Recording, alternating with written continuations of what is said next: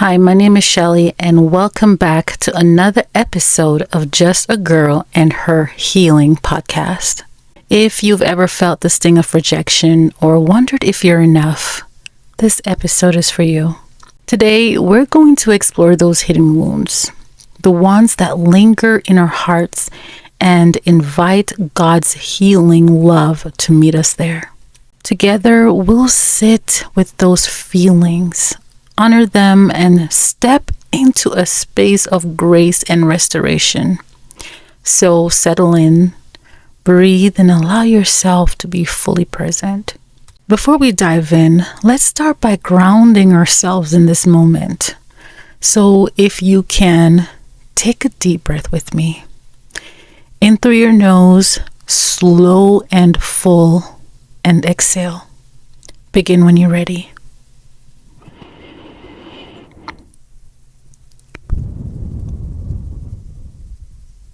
Let your shoulders drop. Let your heart soften. And for a moment, give yourself permission to just be here. Not the version of you that's performing, fixing, or proving. Just you. The one that God already calls worthy. And as we settle into this space, I want you to know you are safe here. Safe to feel. Safe to release, safe to remember that the parts of you that still ache are not your enemies. They're your teachers. They're simply asking to be seen. You know, rejection has a way of cutting deeper than almost any wound. It doesn't just say you're not wanted. It whispers, you're not enough. And when you hear that whisper often enough, you know, from people, from life, from moments that broke your heart, it starts to echo in your own voice. You see, I've been there. I know what it feels like to give your best, to love deeply, to show up fully, only to be met with silence, distance, or dismissal. It's the kind of pain that doesn't always show on the outside. You know, you can smile, you can keep moving, you can keep serving. But inside, a small part of you wonders, what's wrong with me? Why wasn't I chosen? For me, rejection started long before I had words for it. It began in my childhood. In the quiet ache of being abandoned by my parents. I remember that feeling of standing in the middle of absence, trying to make sense of a love that didn't stay. As a child, you don't have language for abandonment. You just feel it. You feel it when you see other children's parents showed up for school events and no one showed up for you. You feel it in the nights lying awake, wrestling with your fears and questions, wishing your parents were there to notice the turmoil you were carrying alone. You feel it when you start to believe that something in you must be broken because the people who were supposed to love and protect you the most didn't. That wound created a kind of emptiness I carried everywhere. I learned early how to hide my longing behind strength. I learned how to act like I didn't care, even when I was silently hoping someone would notice that I was still waiting to be chosen. It's a deep ache to be present in a world that keeps confirming your invisibility. I kept asking myself, what was so unlovable about me that they couldn't stay? And that question followed me. It showed up in my friendships, in my relationships, in the way I connected to people. I kept trying to rewrite the story by finding someone who would love me the way my parents didn't. But instead, I found myself drawn to the same patterns. The people who mirrored that distance and that inconsistency, that quiet rejection I knew too well. Every goodbye reopened that old wound. Every unanswered call reminded me of the little girl still standing in that empty space, still hoping that maybe this time love would stay. And that's what rejection does. It becomes a lens. It plants seeds. It makes you doubt your reflection. It makes you question your value. It makes you shrink in rooms where you once stood tall. It convinces you that if you could just be a little quieter, or a little better, or even a little more lovable, maybe then you wouldn't be left behind. And before you know it, rejection becomes your filter. You start reading every silence as proof that you're not enough. You start protecting yourself by pretending you don't care. You start believing that love is something you have to earn. But here's what I've learned on my own journey. Rejection was never proof of my unworthiness. It was proof of where I placed my value. I had built my identity on being accepted by others, instead of being anchored in how God already sees me. And once I saw that truth, I began to understand how deeply rejection had shaped the way I moved through life, not just in love, but in everything that followed. Rejection doesn't always announce itself loudly. Sometimes it hides in your choices, in the people you choose, the boundaries you ignore, or the silence you accept. It lives in the way you overextend yourself, hoping someone will finally say, "You're enough." It shows up in perfectionism, in people pleasing, in the fear of being truly seen. You start to wear masks, ones that smile, laugh, and give endlessly, while quietly wondering who would stay if you stopped performing. You begin to confuse love with attention and validation with worth. But deep down, your soul remembers the truth that you were never created to beg for love. You were created to embody it. Rejection doesn't always look like heartbreaks. Sometimes it looks like overworking. Sometimes it looks like never letting anyone get too close because you can't bear the thought of being left again. It can turn your heart into a quiet battlefield because part of you still hopes someone will finally see your worth, while another part has already decided that no one ever will. You see, that tug of war between longing and fear, that, my dear, that's the real exhaustion. I remember the moment I realized how deeply rejection had shaped me. You see, it wasn't one big event. It was a pattern. Always trying to fix what was never mine to fix. Apologizing for taking up space. Carrying guilt for other people's choices. You know, there's moments that I would pray and ask God, why do I always feel unseen? And in that still small voice, he said, because you keep looking at reflections that were never meant to define you.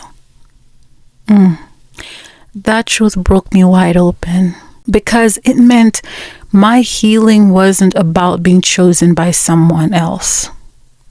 It was simply about choosing me. It was about choosing to see myself through God's eyes instead of through the lens of rejection. When I finally got quiet enough to listen, I heard him say, "You were never rejected by me. Every no, every closed door, every person who turned away, I was redirecting you back to your wholeness." And maybe that's what you need to hear today. That the door that closed wasn't punishment, it was protection. That the people who walked away weren't meant to be your validation. They were simply passing through your story. They were never the author of your worth. You see, rejection feels final, but it's really just an invitation to realignment. It strips away false attachments. It reveals where you've been given love that wasn't rooted in truth. And it calls you back to the source, the unconditional love that can't be taken away. When I began to heal, it wasn't about pretending I didn't hurt. It was about sitting with the ache without judging it. I learned to say to myself, it's okay to feel disappointed. It's okay to grieve what didn't work out.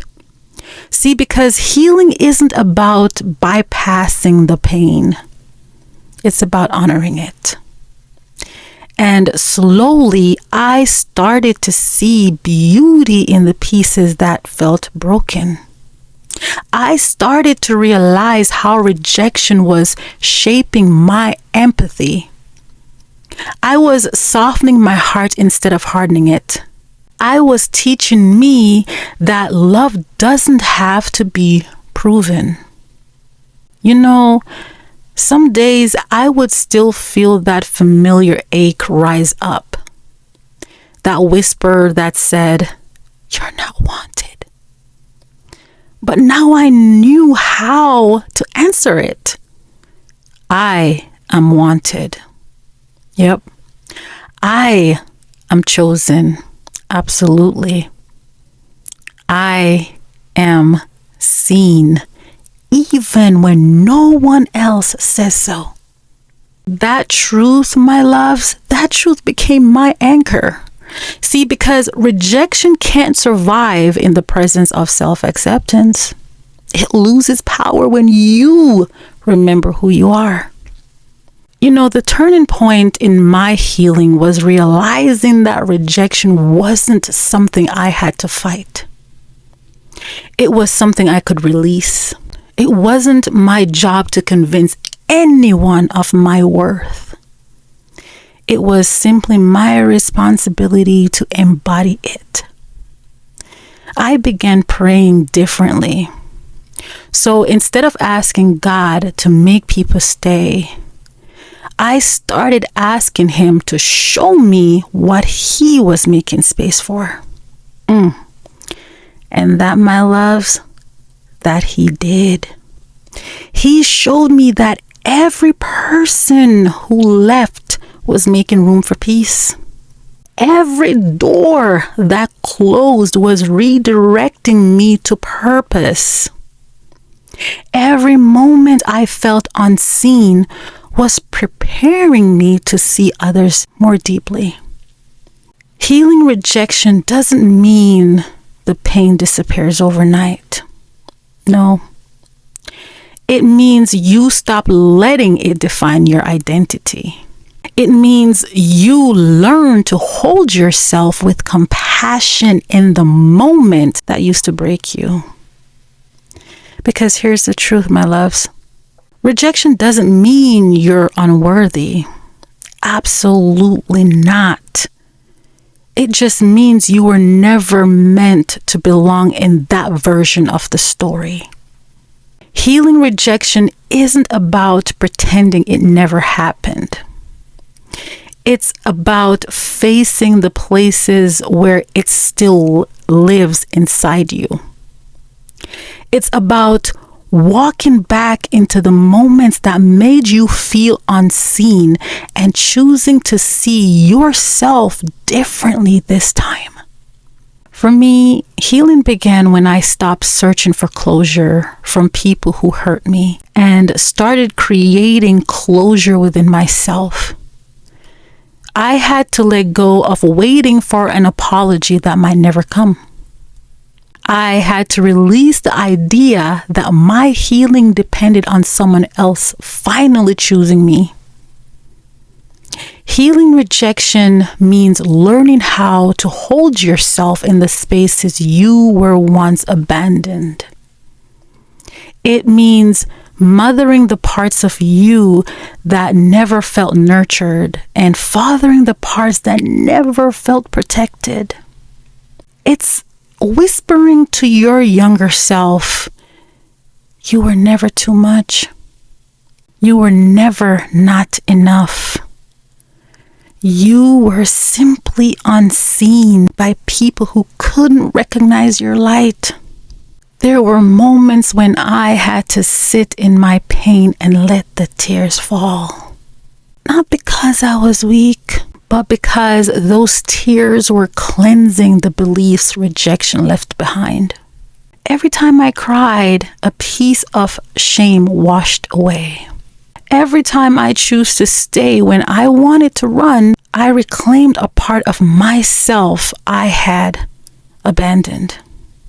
Healing also required me to rewrite the story I had been telling myself. The one that said, love always leaves. I began to speak life into my reflection, to remind myself that rejection wasn't the end of love. It was a redirection towards the kind of love that's rooted in truth. And spiritually, I had to come back to the one who never left. I realized that God was never absent. I just couldn't see him through the pain. In the quiet moments, I began to feel his presence, filling the emptiness I once carried. His love didn't need me to earn it. It simply waited for me to receive it. Listen, my loves, healing from rejection isn't a straight line. It's a return. A return to the parts of yourself that learned to survive without love, and now get to learn what it feels like to live with it. If you're listening right now and your heart feels heavy, I want you to know you are not alone. You are not too sensitive, okay? You are not too much. You are not hard to love, okay? The ones who couldn't see your light weren't meant to dim it. They were meant to teach you how to guard it. You are not defined by who didn't choose you. You are defined by the one who never left you. You've always been enough. Not because of what you've done, but simply because of who you are. Because you carry the fingerprint of God, and nothing, and when I say nothing, I mean nothing can erase that. My love, take a breath.